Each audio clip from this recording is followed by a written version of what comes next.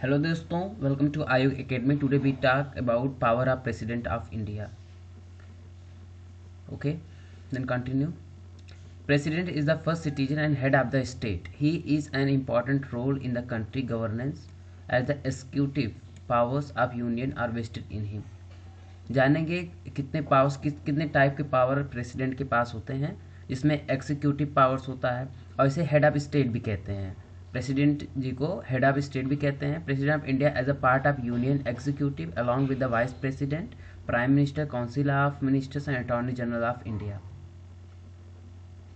President के basic और fundamental duty क्या है और उनका प्रोटेक्शन या डिफेंडेशन कॉन्स्टिट्यूशन का क्या अधिकार है, इसके बारे में अभी हम देखते हैं।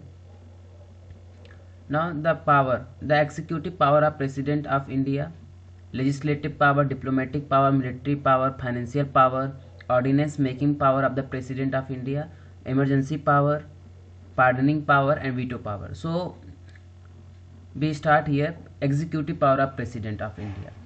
सो first we see the executive head of the state और प्रेसिडेंट होते हैं, जिनमें कॉन्स्टिट्यूशन ऑफ इंडिया के द्वारा उनके पास सारा पावर है। Now all the executive decision are taken in the name of president. जितने भी पूरे भारत में एग्जीक्यूटिव डिसीजन लिए जाएंगे कार्यपालिका के तहत, सब कुछ प्रेसिडेंट के नाम से ही होगा। He also has the power to make rules and convenient transaction of business of the Indian government. फिर देखते हैं प्रेसिडेंट अपॉइंट। प्रेसिडेंट ही अपॉइंट करेंगे प्राइम मिनिस्टर को and the advice of prime minister other ministers of union apart from the prime minister. He also has the power to appoint and remove the following constitutional officer and the member of the union government. Miss India में supreme power है president. फिर हम देखते हैं कि कुछ constitutional officer जो Indian president के द्वारा अपॉइंट किए जाते हैं वो कौन कौन से हैं। तो सबसे पहले प्राइम मिनिस्टर, देन जज of high court and supreme court, governor of state and attorney general and comptroller and auditor general. This is a very chief role.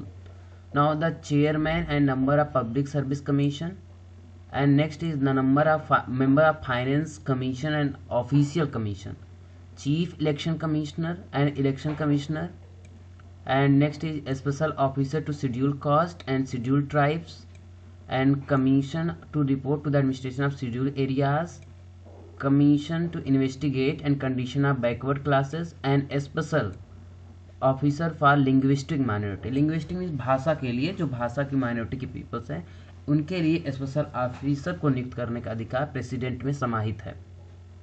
फिर देखते हैं कि एग्जीक्यूटिव पावर जो है प्रेसिडेंट के पास एक्सरसाइज कैसे होता है। फिर देखते हैं executive decision are taken in the name of president, power to make rules for the convenient transaction of business of the Indian government, appoint the Indian Prime Minister and other minister, appoint and remove several constitutional officer and the member of union government. फिर देखेंगे legislative power of President of India क्या है। So the President of India possesses extensive legislative power. He can summon or prorogue discontinue a session. Okay मतलब उस बुला सकते हैं, summon कर सकते हैं या प्रोरग कर सकते हैं, डिसकंटिन्यू सेशन को डिसकंटिन्यू कर सकते हैं parliament, and he can even dissolve the house of people, Lok Sabha. So however this power can be perform by him only with the some restriction. इसमें भी कुछ रिस्ट्रिक्शंस हैं। The president is bound to summon the parliament only within 6 months from the last sitting of former session. He also possesses the power to summon or joint sitting of both the houses of parliament to resolve the deadlock. जब कोई deadlock होगा किसी भी amendment को लेके, तो वहाँ पे प्रेसिडेंट जॉइंट सिटिंग बुला सकते हैं। लेकिन हम जानते हैं कि जॉइंट सिटिंग की क्या है, मनी बिल के लिए नहीं हो सकता, कोई कॉन्स्टिट्यूशनल अमेंडमेंट है जो बहुत ही इंपॉर्टेंट है, नहीं होगा।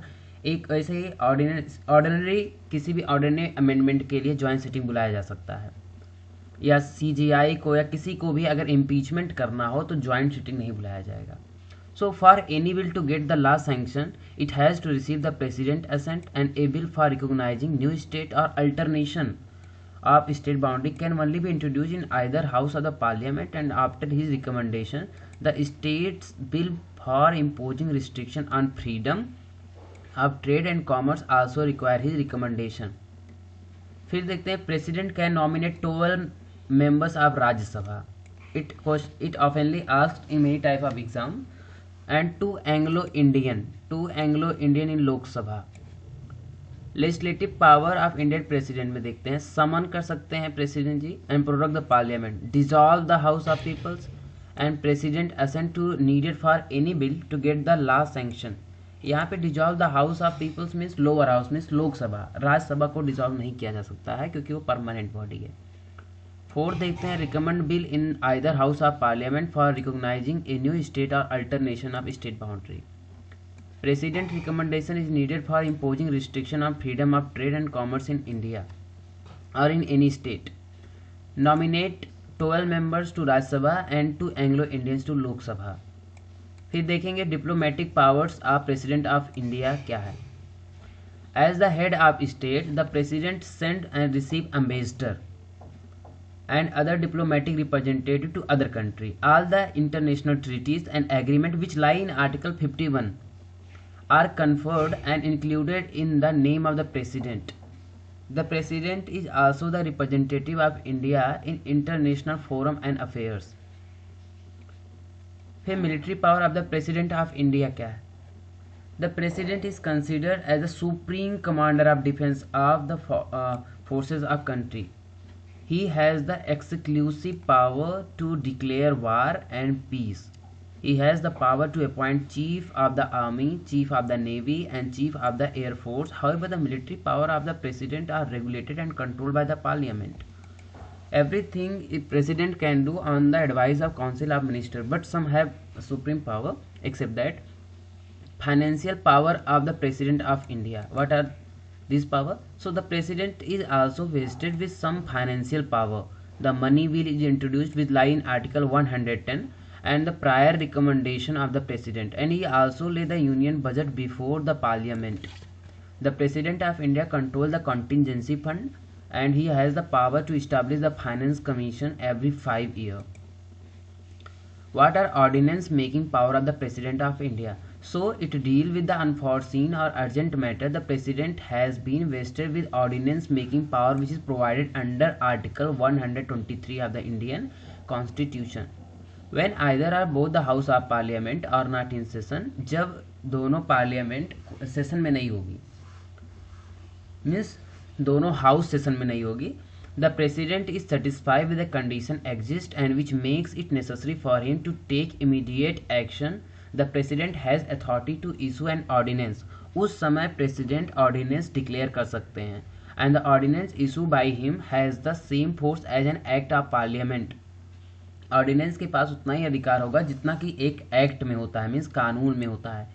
ही has also the power to withdraw such an ordinance at any time. वो किसी भी समय उसको ले सकते हैं. However such ordinance need to laid before the house of the parliament. The parliament is bound to approve the ordinance within 6 weeks from the date of resumption of the session of the parliament.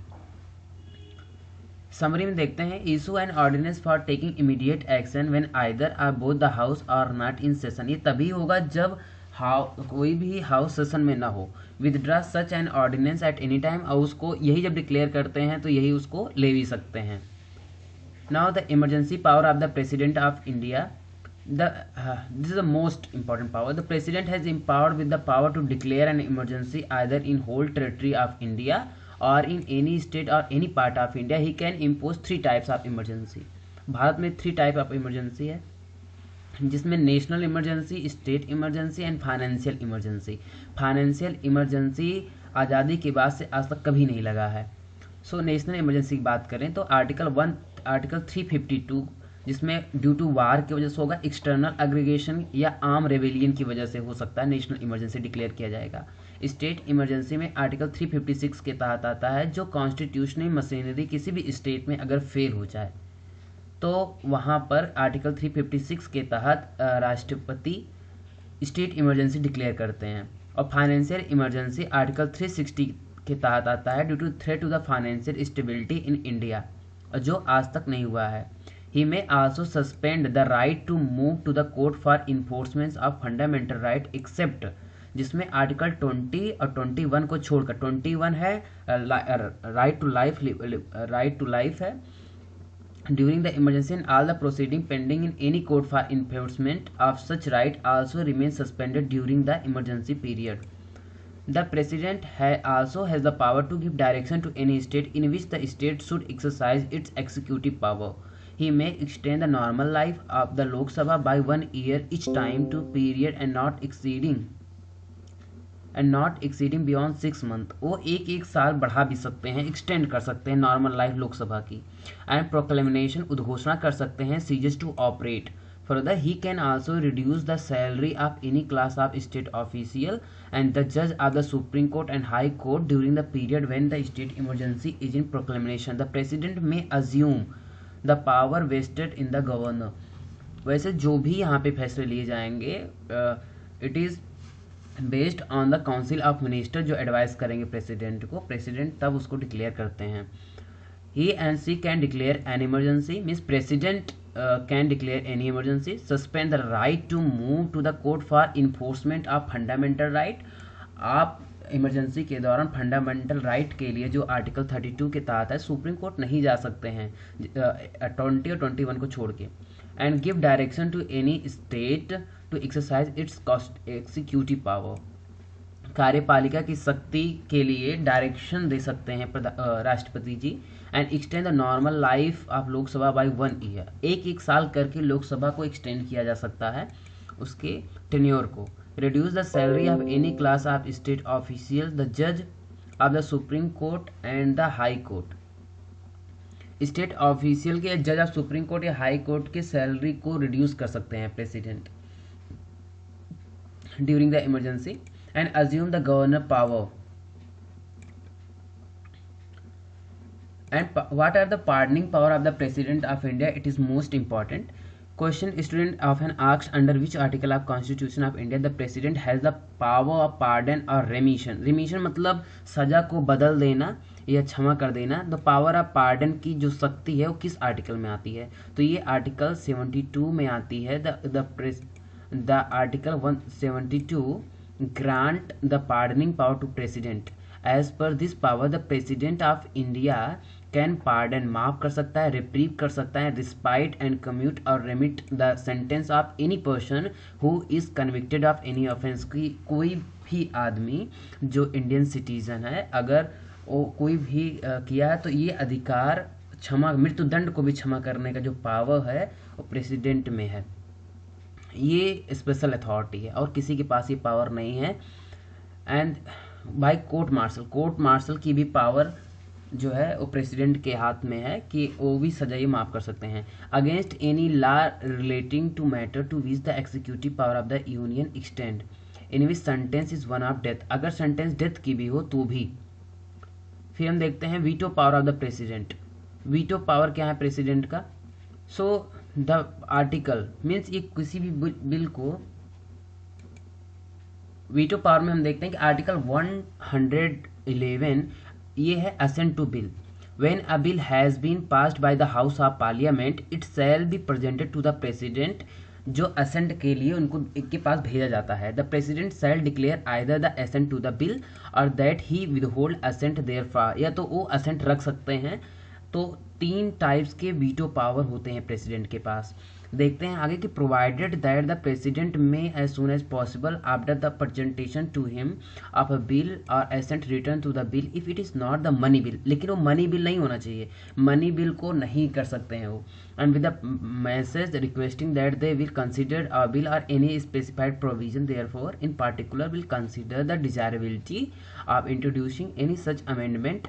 कोई भी संशोधन जो कि he may recommend in his message when a bill is so written the house shall reconsider the bill accordingly if the bill is passed again by the house with or without amendment and president to the.